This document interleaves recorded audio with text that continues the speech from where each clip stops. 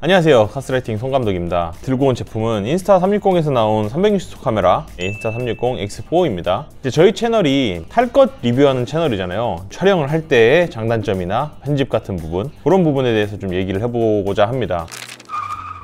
기본적인 스펙 설명을 하고 넘어갈게요. 8K 30프레임 360도 영상 촬영이 가능해졌죠. 5.7K는 60프레임까지 가능하고요. 4K 100프레임 슬로우 모션 모드 지원하고 7200만 화소 360도 사진.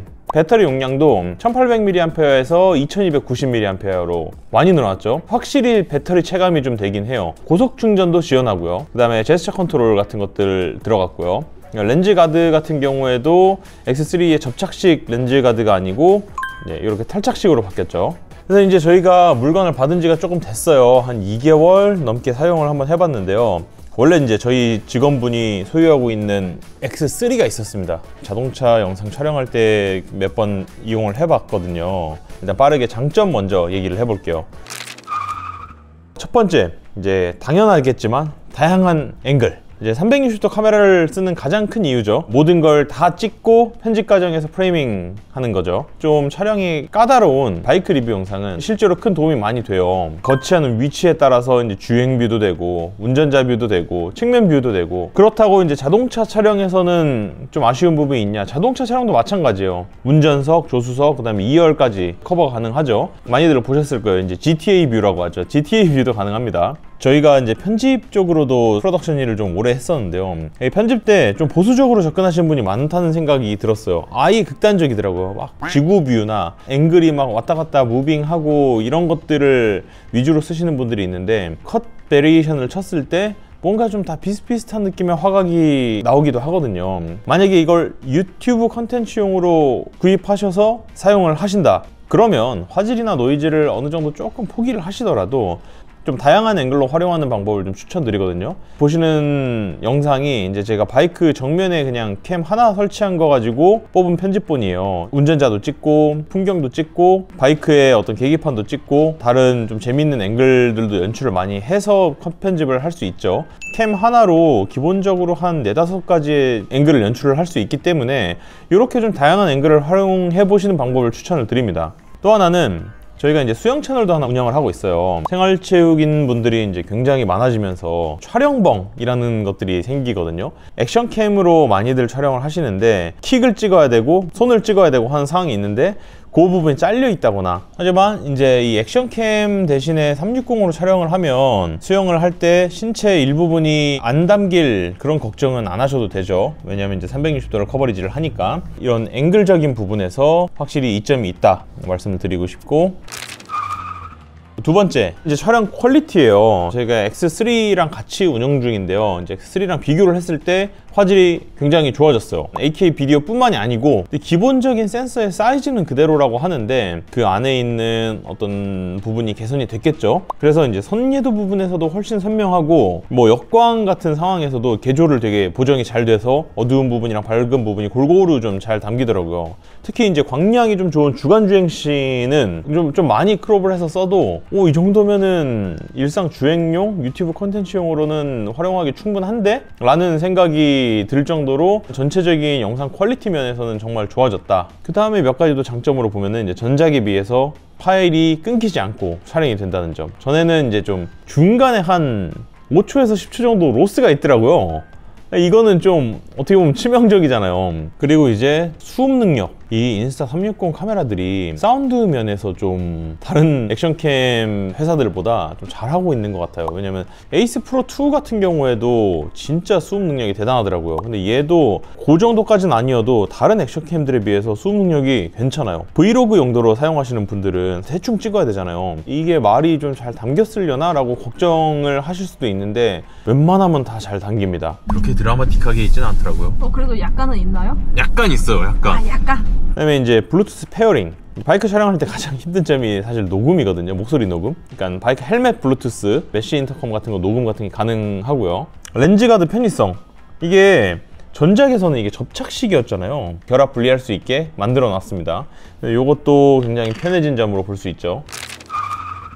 저 같은 경우에 좀 올드스쿨이라 그런지 휴대폰으로 편집을 하는 거에 대해서 아직까지는 좀 많이 익숙하지 않은 편이거든요. 그럼에도 불구하고 얘는 좀 생각보다 되게 수월하게 편집이 되더라고요. 그래서 키프레임 찍는 것들도 좀 간단하고, 만약에 키프레임 찍는 게 좀 어렵다 싶으면은 퀵 모드로 가시면은 자이로 센서에 따라서 이렇게 화면을 돌려주거든요. 신기하긴 해요.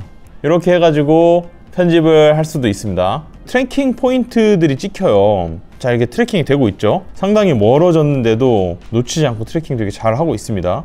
이런 부분들이 어떻게 보면은 카메라 특성상 편집이 굉장히 어려워지긴 하거든요. 그 부분에 있어가지고 어시스트를 좀 잘 해준다 라고 좀 볼 수 있어요.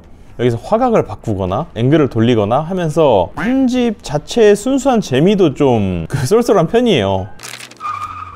쓰면서 느꼈던 불편한 점도 한번 얘기해 볼게요. 첫 번째는 이제 파일 매니징 문제입니다. 그러니까 AK로 찍은 촬영 소스는 1시간 정도 찍으면 거의 한 50기가 정도 나오거든요. 그래서 사실 이거를 전부 다 생으로 저장을 해 놓는다기보다는 내가 쓸 만큼의 분량을 쫙 렌더링을 해서 뽑아 놓은 다음에 그 다음에 원본 파일을 삭제를 하는 편이죠. 근데 이제 또 이렇게 되면은 나중에 바꿔야 될 때 원본 파일이 없으면 약간 애매해지는 거죠. 요즘에 아무리 이제 메모리 값이 싸졌다고 하더라도 그래도 이제 좀 보관하기 부담스러울 정도의 파일 크기라고나 할까요?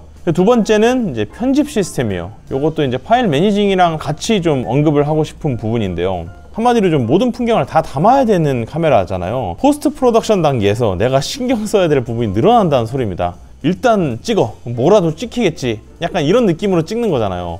그러니까 그게 어떻게 보면 이제 양날의 검인 거죠. 편집을 하려고 딱 봤는데 이것도 좋고 저것도 좋아. 그렇게 되면은 이제 나의 연출이 들어가야 돼요. 어떻게 보면은 굉장히 쉽지 않거든요. 그런 점을 알고 있기 때문에 인스타360에서도 뭐 AI 편집이라든지 그런 기능들을 넣어준 거예요. 자, 그리고 세 번째 단점, 여전히 좀 저조도 환경에서는 아쉬워요. 퀄리티가. 최근에 나온 에이스 프로 2 같은 경우에는 저조도 환경에서 굉장히 좀 훌륭한 촬영 퀄리티를 보여주고 있잖아요. 그러니까 인스타360 X4 같은 경우에는 아직까지 저조도 촬영물이 한 2, 3년 전 액션캠에서 보여주는 정도의 그 야간 촬영 퀄리티, 이것도 근데 사실 보면 X3에 비해서는 좀 좋아진 편이긴 하거든요. 어쨌든 우리가 이 360도 영상을 낮에만 필요한 건 아니잖아요. 자동차 같은 경우에는 밤에 가면서 찍고 싶을 때도 있고 할 텐데, 벤츠 같은 앰비언트 라이트가 화려한 자동차에서도 어두운 결과물을 보여줍니다. 야간 촬영 퀄리티가 아쉬우신 분들은 그냥 액션캠을 쓰시던가 360도 영상이 필요하시다 라고 하면은 1인치 센서가 들어간 인스타360 원 RS 그 1인치 모델, 비싸죠. 100만원 넘죠. 그거 요즘에 팔지도 않더라고요. 네, 뭐 그런 식으로 해결을 하셔야 되고요. 그리고 또 몇 가지 또 기타 단점을 말씀드리자면, 얘가 사실 끼는 건 안 어렵거든요. 근데 빼는 게 정말 어려워요. 빼는 게. 저 빼다가 이거 못 빼는 거 아니야? 이거 좀 깨야 되는 거 아니야? 싶을 정도로 지금 빼는 게 아니면 이게 제가 뽑기를 잘못했을 수도 있죠. 근데 진짜 한번 끼니까 빼기가 굉장히 어렵더라고요. 그리고 이거를 애초에 제가 왜 빼려고 했었냐면, 가로등 같은 것들이 빛 번짐이 원래도 좀 있긴 해요. 근데 얘를 끼면은 그게 거의 2배가 됩니다. 두 번째는 먼지가 엄청 껴. 안쪽에도 끼고 바깥쪽에도 끼고, 이상하게 먼지가 되게 많이 달라붙는 재질인지 뭔지 모르겠는데 먼지 관리와 빛 번짐 부분에 문제가 좀 있다. 뺐다 꼈다도 쉽지 않다. 약간 그런 문제가 있고요. 이거는 뭐 저만 느끼는 건지 뭔지는 모르겠는데, 렉 버튼이 있잖아요. 렉을 끊을 때 저만 잘 안 되나요?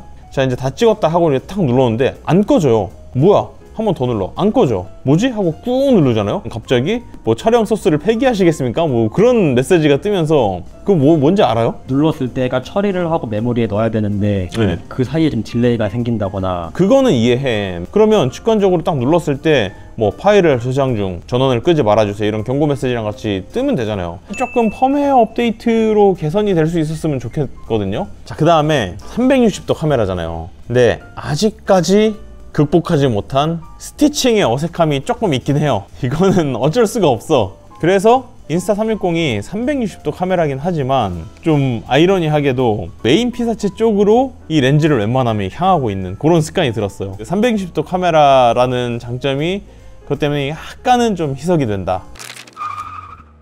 인스타360 같은 회사가 어떻게 보면 이제 모터사이클 쪽의 촬영에 점점 특화되고 있는 거 아닌가 싶을 정도로 바이크 촬영에 있어서 타사 대비는 거의 압도적인 활용성을 보여주고 있거든요. 녹음 목소리 들어가는 것도 그렇고, 특히 이제 최신작 중에 하나인 에이스 프로 2 같은 경우에는 그 캠 자체에 빌트인으로 들어가 있는 마이크가 성능이 장난 아니에요. 풍절음 같은 것도 진짜 억제 잘하고, 앞으로 이제 바이크 유튜버 분들한테 당분간 인스타360 제품들이 굉장히 좀 매력적으로 다가오지 않을까 싶긴 해요. 요거를 어떻게 보면 좀 적극 활용을 해야 되지 않을까? 카스라이팅 채널도 그렇고, 또 저희 여기 이렇게 보시면은 와이바더 클럽이라고 새로운 채널을 얼마 전에 개설을 했거든요. 지금 첫 번째 프로젝트가 바이크 관련된 프로젝트들이라 이제 수영 채널에서도 적극적으로 수중 촬영을 기획하고 있기 때문에 여러모로 저희 인스타360의 제품들이 저희가 좀 추구하는 방향성이랑 맞아서 굉장히 잘 활용을 하고 있어요.